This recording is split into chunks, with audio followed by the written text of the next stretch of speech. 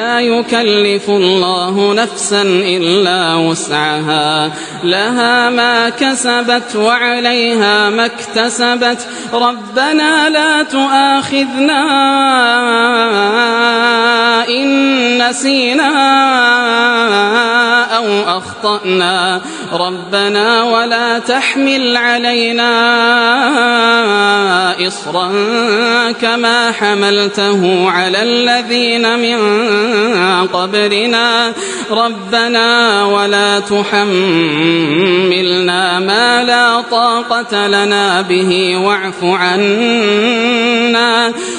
عنا واغفر لنا وارحمنا أنت مولانا